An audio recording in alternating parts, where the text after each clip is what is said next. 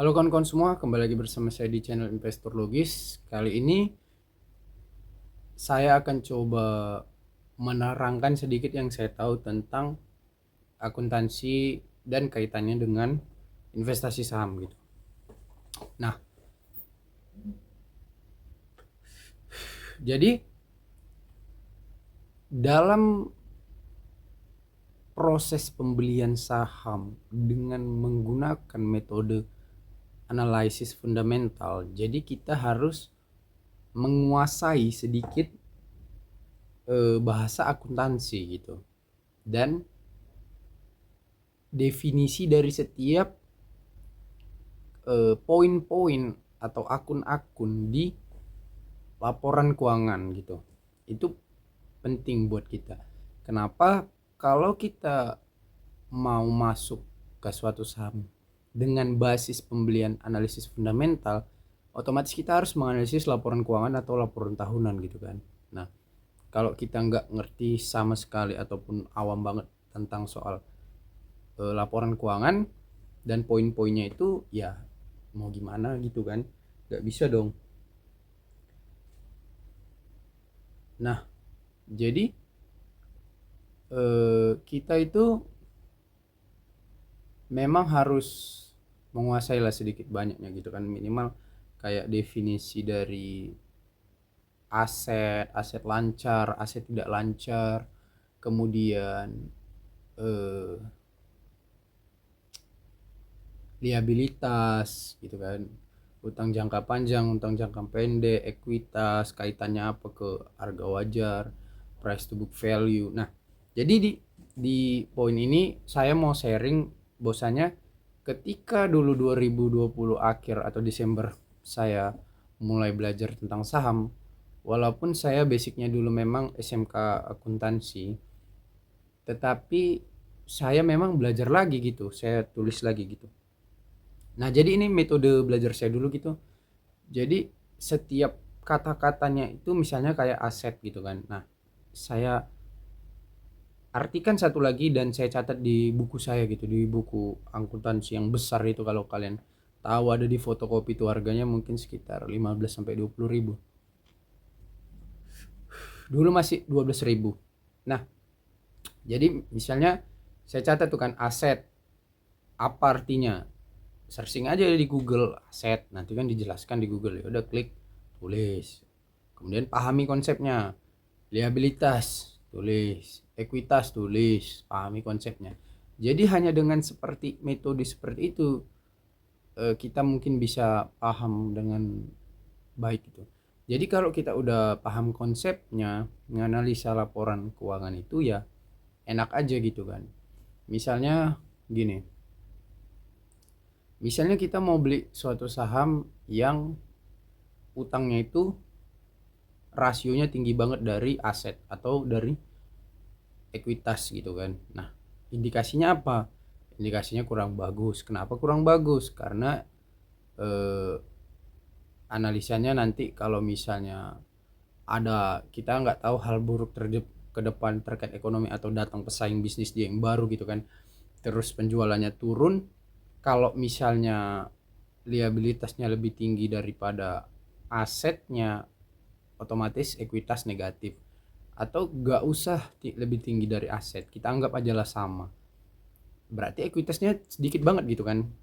Nah, jadi kalau misalnya terjadi krisis ekonomi kayak covid kemarin gitu kan, itu bahaya, dia bisa gagal bayar, analisa paling buruknya gitu kan, di PKPU kan gitu kan. Jadi itu yang basic-basic gitu. Nah, jadi di sini karena di YouTube ini saya memang, dan saya sendiri memang fokus kalau menganalisa saham itu alirannya ke fundamental, ya saya harus jelaskan ini juga gitu kan sedikit. Nah, sambil ngopi kita ya.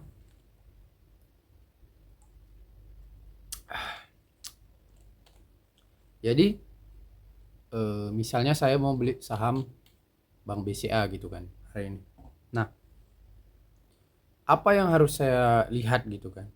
Ya, yang pertama saya harus pahami dulu profil Bank BCA ini gitu kan. apa sih Bank BCA ini, dia bisnis apa, dia dapat uangnya dari mana gitu kan.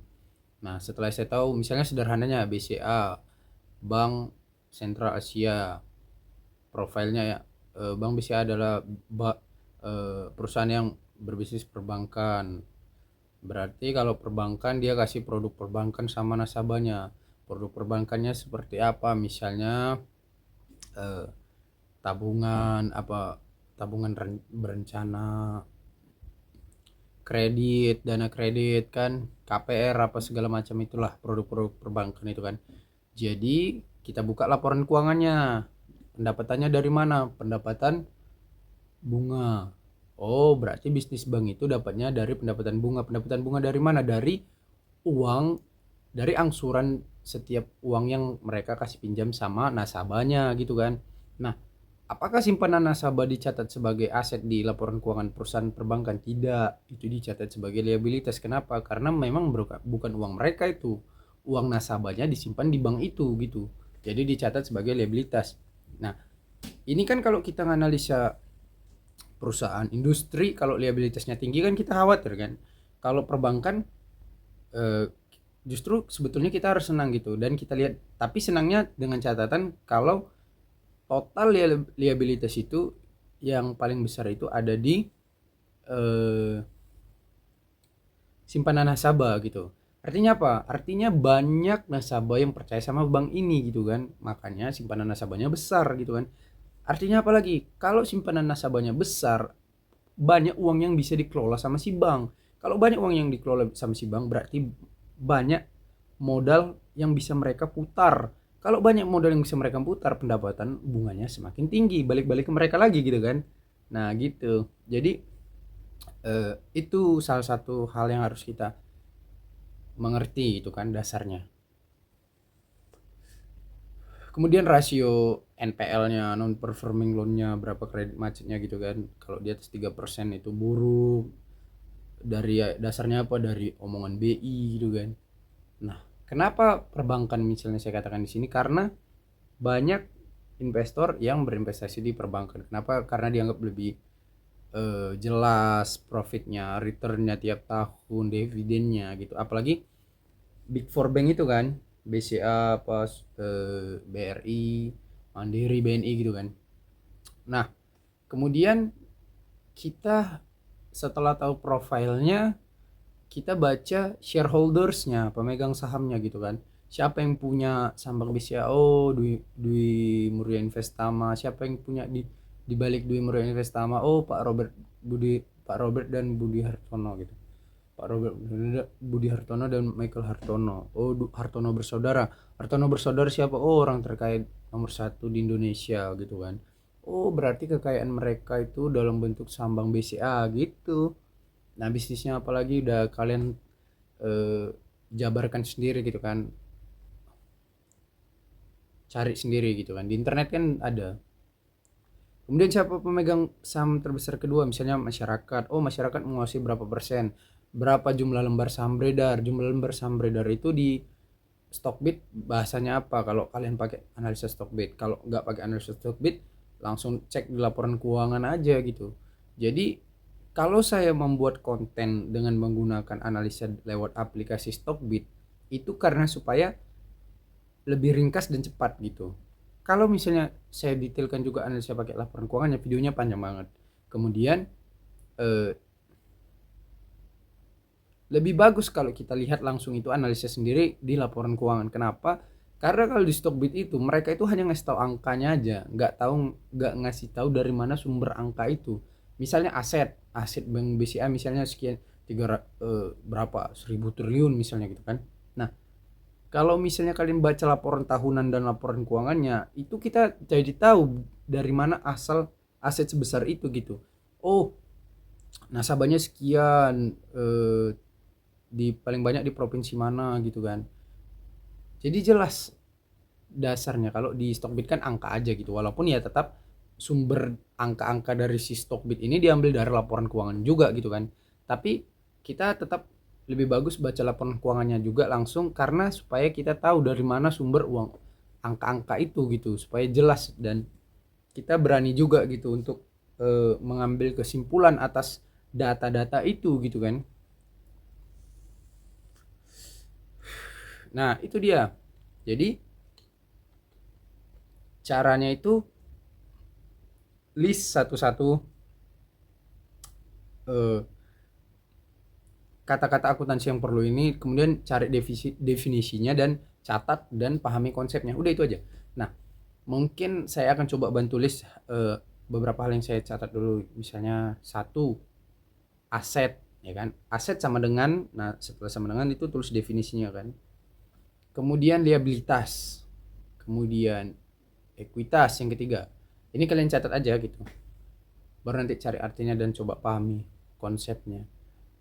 Kemudian price to book value, PBV kan. Kemudian PER, price earning ratio.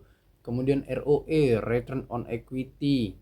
Kemudian ROA, return on asset. Kemudian NPM, net profit margin. Kemudian ini untuk yang basic aja ya, untuk yang udah bisa ya udah. Saya soalnya khusus buat konten untuk yang pemula aja di sini. Kemudian saham beredar, kemudian debt to equity ratio DER kan, partinya gitu kan. Kemudian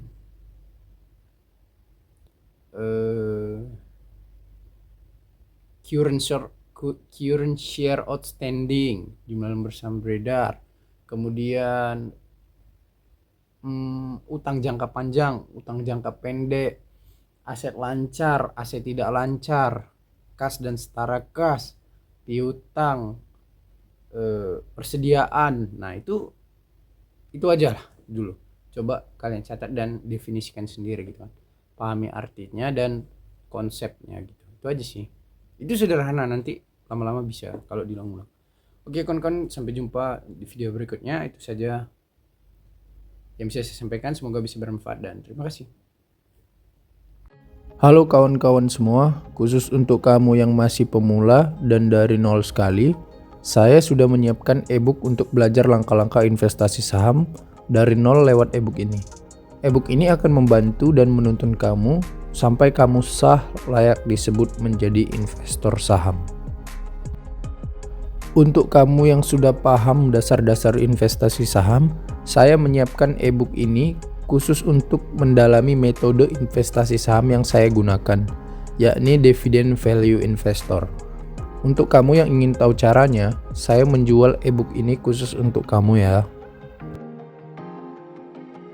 Nah, khusus untuk kamu yang ingin langsung belajar lengkap langkah-langkah investasi saham dari mulai nol sampai ke ilmu terakhirnya, kamu bisa langsung memiliki 3 ebook ini. Semua pengetahuan yang saya ketahui sudah saya tuangkan di sini. Kalau kamu butuh dan tertarik, silakan chat WA nomor di samping ini ya. Terima kasih.